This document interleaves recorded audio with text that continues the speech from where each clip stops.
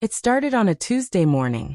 I was at work, sipping my coffee, when I got a text from Lisa, my wife of 8 years.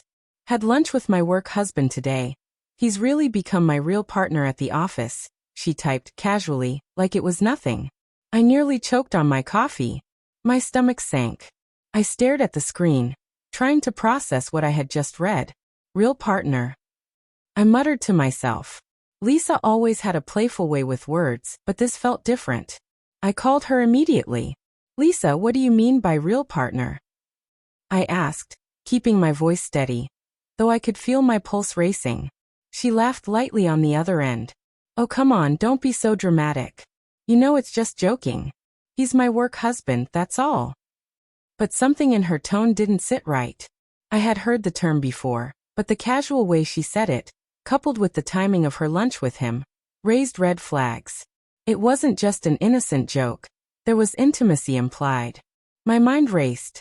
For months, subtle hints had been appearing, late-night texts, extra smiles when talking about him, the occasional mention of his help beyond work matters.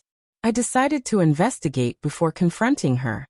My first step was subtle, observing her behavior, noting patterns, and documenting odd interactions. I didn't want confrontation without facts.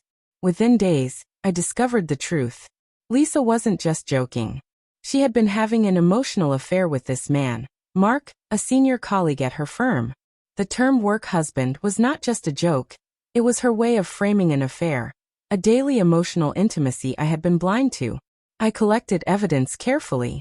Messages, emails, and social media interactions painted a clear picture. It wasn't physical yet, but it was more than friendship.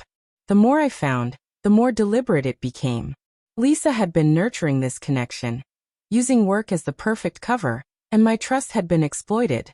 By Friday, I had enough evidence to act decisively. I knew the moment for confrontation would come, and it needed to be calculated. Lisa returned home from work, unsuspecting, chatting about mundane office topics. I waited until she mentioned Mark, casually, before I spoke. Lisa, I know about your work husband, I said, keeping my tone calm but firm. She froze, her eyes wide, her smile gone. What do you mean? She whispered. Lisa's reaction was immediate. Her confident, casual demeanor faltered. I don't know what you mean, she stammered, though I could see the panic flicker in her eyes. I remained calm, letting her squirm. I pulled out my phone and started showing her the compiled evidence. Messages, emails, and social media interactions. Every interaction she thought was private, every flirty exchange, every hint of emotional attachment. It was all there, undeniable. She tried to defend herself. It's just texting. It's nothing serious. You're overreacting, she exclaimed. But the truth was clear. The term work husband was just a cover for a deeper betrayal. She had crossed a line that I couldn't ignore. I let her protests fade, focusing on the details that proved intent and emotional involvement. I explained calmly but firmly, Lisa, this isn't just a misunderstanding.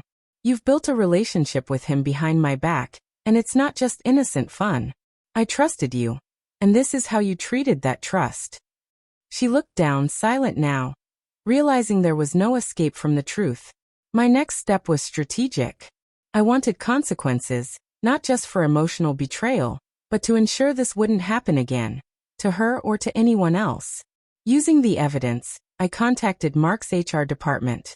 I presented the proof of inappropriate workplace relationships, emotional manipulation, and the potential risk to company integrity. It was uncomfortable, but I knew it was necessary. Within days, Mark was called in by HR. The investigation was swift. By the end of the week, he had been removed from key projects, reassigned, and eventually let go.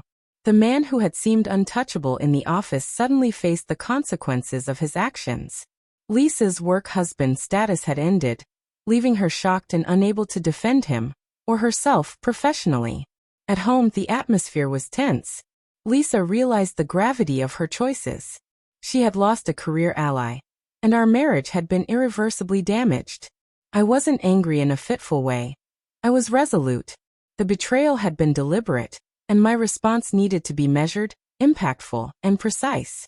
Emotional manipulation could no longer hold power over me. The following days were heavy with tension. Lisa avoided eye contact, speaking only when necessary. She knew that her choices had consequences, and the fallout was unavoidable. I remained calm, composed, and focused on clarity. This wasn't about revenge, it was about accountability, truth, and protecting myself. I called Lisa into the living room one evening. "We need to talk about our marriage," I said firmly. Her eyes widened, fear and guilt mingling in a single glance. I explained that trust, once broken so deliberately, could not be restored. Emotional betrayal and secrecy had left our relationship beyond repair. She tried to argue, promising change, but I knew her words were hollow. The evidence was irrefutable, and the decisions she had made were deliberate. We began the divorce process immediately. I presented the evidence in a professional and organized manner, ensuring that her affair, the manipulation, and Mark's involvement were fully documented. Lisa could no longer control the narrative or claim innocence. The transparency allowed the legal proceedings to move swiftly. Every step was a lesson. Trust is sacred, and deception carries consequences. Through this, I realized something important. I didn't need to act out of anger or humiliation. My goal was clarity and justice. By exposing the truth, I reclaimed my life and dignity. Lisa's choices had destroyed the emotional foundation of our marriage, and the professional fallout for Mark was a consequence of deliberate manipulation. The exposure ensured that no further lies or deceit could linger in the shadows. Finally, as the divorce finalized, I felt a strange sense of relief. Betrayal had cut deep, but transparency and action brought closure. I had faced the deception head-on, documented everything, and allowed truth to guide my steps.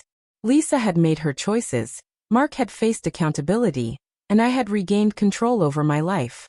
Reflecting on the ordeal, I realized the value of vigilance and self-respect. Trust can be broken, but strength, strategy, and evidence can restore balance. Lisa's betrayal ended our marriage, but my measured, calculated response ensured that truth prevailed, and I could move forward without regret, knowing that justice, though not easy, had been served in its clearest form.